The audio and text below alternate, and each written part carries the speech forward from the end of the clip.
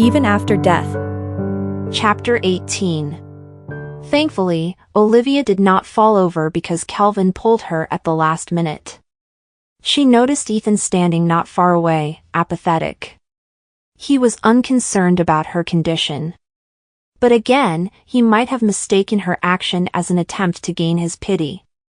Given his hatred toward her, she wouldn't expect him to care. It was Kelvin who inquired with concern, "Mrs. Miller, are you okay?"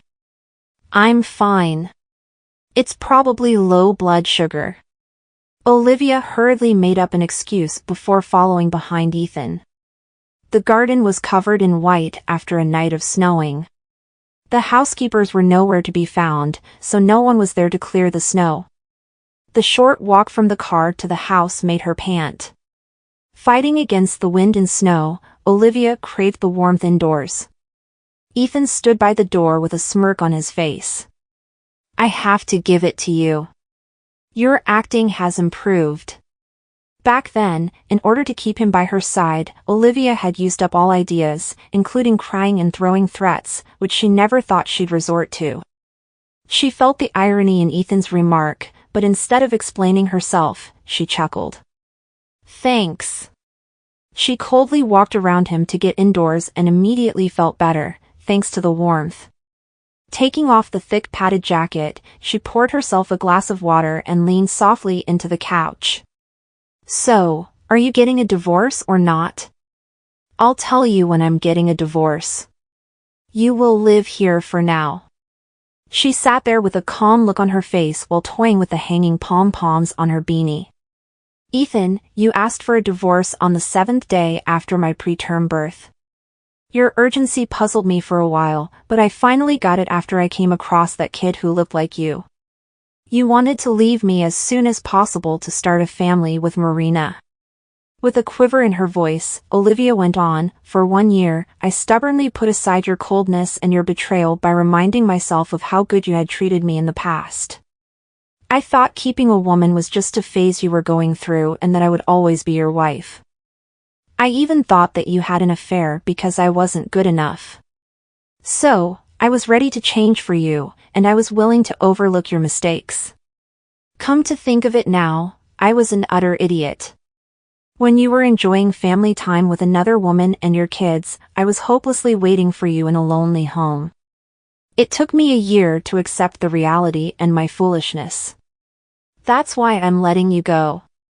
Seek your happiness or start your new family, it's none of my business." Olivia stood up and stumbled her way toward him, tears sliding down her cheeks. She stopped in front of him and examined the calmness he exhibited. Seated upright and expressionless, he had an imposing air about him, as though he was a strict homeroom teacher who'd fly into a rage at any time. In the past, he only reserved his coldness toward outsiders and treated her with tenderness. Before she knew it, she had become an outsider to him. There was no reason to cling to him anymore. With her head hanging low, Olivia spoke with a rare despair, "We should let go of each other." "How does that sound?" He felt a little sorry upon hearing the plea, and he noted the exhaustion in her expression, just like a solid dam that had given way after many years of enduring the raging waters. It crumbled into pieces, falling apart and vanishing into the floods. Giving up was way easier than staying one's ground. No one knew how long she had withstood the challenges before she gave up on her faith. Olivia was right, though. Ethan wanted a divorce as revenge and also to legalize the status of his out-of-wedlock children. Ethan was surprised to find that he wasn't as happy as he expected when Olivia gave up on him after a year. "Giving up on you? Dream on. You will be staying here from today. Remember, you're mine forever." Olivia's tears dripped onto Ethan's face, which made him affected by her sadness. Frustrated, he took out his phone and showed her the photo of Keith in an ambulance. "If you stay in touch with him, his family will meet the same fate soon. Olivia, you'd better forget about living a free life." "You jerk! You should have come at me. Why did you hurt Keith?" Olivia wanted to slap him, but he grabbed her wrist. With a nasty look in his eyes, he growled, "You sure care a lot for him. Don't forget that you're still Mrs. Miller as long as we aren't divorced." I. Before Olivia could say a thing, she was scooped into Ethan's arms. He was blinded by anger as he threw her onto the bed. Thankfully, she landed on the soft, custom-designed bed she had ordered and did not get hurt. Still, she could see stars after being rough-handled. Feeling sick, she slumped onto the bed and stared at him with fear. He loosened his tie impatiently, seemingly possessed by demons. Then, he came to her with a cruel smile. "Liv, you were with him for a few days, weren't you? Did he get intimate with you?"